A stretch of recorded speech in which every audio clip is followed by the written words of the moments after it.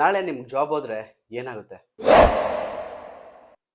1 ತಿಂಗಳು, 2 ತಿಂಗಳು ನಿಮ್ಮ ಫ್ಯಾಮಿಲಿನ ಮ್ಯಾನೇಜ್ ಮಾಡೋಕ್ಕಾಗುತ್ತಾ? ನಿಮ್ಮ ಸೇವಿಂಗ್ಸ್ ಎಷ್ಟು ದಿನ ಬರುತ್ತೆ? 1 ತಿಂಗಳ, 3 ತಿಂಗಳ, 6 ತಿಂಗಳ?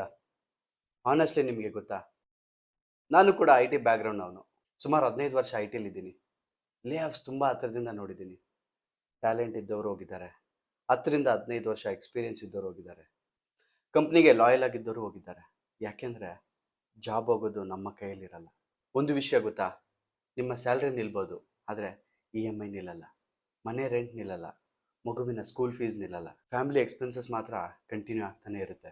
ನಿಮಗೆ ನಿಜವಾಗಿಯೂ ಭಯ ಆಗೋದು ಜಾಬ್ ಹೋಗೋದಕ್ಕಲ್ಲ, ಜಾಬ್ ಹೋದ್ಮೇಲೆ ಮನೆಗೆ ಹೋಗಿ ವೈಫ್ಗೆ, ಮಕ್ಕಳಿಗೆ, ಪೇರೆಂಟ್ಸ್ಗೆ, ನಿಮ್ಮ ರಿಲೇಟಿವ್ಸ್ಗೆ ಏನು ಹೇಳೋದು ಅಂತ ಭಯ.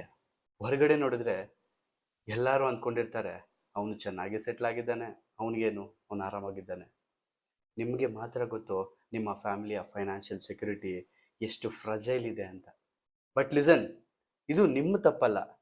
ನಮಗೆ ಸ್ಕೂಲ್ನಲ್ಲಿ ಮ್ಯಾಥ್ಸ್ ಕಲಿಸಿದ್ರು, ಸೈನ್ಸ್ ಕಲಿಸಿದ್ರು, ಇಂಗ್ಲೀಷ್ ಕಲಿಸಿದ್ರು, ಆದರೆ ನಮ್ಮ ಸ್ಯಾಲ್ರಿನ ಹೇಗೆ ಮ್ಯಾನೇಜ್ ಮಾಡಬೇಕು, ಹೇಗೆ ಇನ್ವೆಸ್ಟ್ ಮಾಡಬೇಕು, ಹೇಗೆ ವೆಲ್ತ್ ಬಿಲ್ಡ್ ಮಾಡಬೇಕು ಇದನ್ನು ಯಾರೂ ಕಲಿಸಲಿಲ್ಲ. ಅದಕ್ಕೋಸ್ಕರನೇ ನಾನು ಫೈನಾನ್ಷಿಯಲ್ ಎಜುಕೇಷನ್ ಕೊಡಬೇಕು ಅಂತ ಡಿಸೈಡ್ ಮಾಡಿದ್ದೀನಿ. ನನ್ನ ಹೆಸರು Manjunath. 15 years I T experience ಇದೆ. 5 ವರ್ಷದಿಂದ ಪರ್ಸನಲ್ ಫೈನಾನ್ಸ್ ಕಲಿತಿದ್ದೀನಿ. ನನ್ನ ಒಂದು ದೊಡ್ಡ ಗೋಲ್, 1 ಲಕ್ಷಕ್ಕೂ ಹೆಚ್ಚು ಕನ್ನಡ ಫ್ಯಾಮಿಲೀಸ್ಗೆ ಫೈನಾನ್ಷಿಯಲ್ ಎಜುಕೇಷನ್ ಕೊಡಬೇಕು, ಅದು ಕನ್ನಡದಲ್ಲಿ. ಅದಕ್ಕಾಗಿಯೇ August 16 ಒಂದು ಫ್ರೀ ಸ್ಮಾರ್ಟ್ ಮನಿ ಮಾಡೆಲ್ ವೆಬಿನಾರ್ ಮಾಡ್ತಿದ್ದೀನಿ. ನಿಮ್ಮ ಸ್ಯಾಲ್ರಿ ಎಷ್ಟು ಅನ್ನೋದು ಮುಖ್ಯ ಅಲ್ಲ, ನಿಮ್ಮ ಸ್ಯಾಲ್ರಿ ಜೊತೆ ನೀವು ಏನು ಮಾಡ್ತಿದ್ದೀರಾ ಅನ್ನೋದು ಮುಖ್ಯ. ರಿಜಿಸ್ಟರ್ ಮಾಡೋ ಲಿಂಕು ಕೆಳಗಡೆ ಇದೆ. ಆದರೆ ರಿಜಿಸ್ಟರ್ ಮಾಡೋ ಮುಂಚೆ ಇವತ್ತು ರಾತ್ರಿ ಒಂದು ಪ್ರಶ್ನೆ ಕೇಳ್ಕೊಳ್ಳಿ.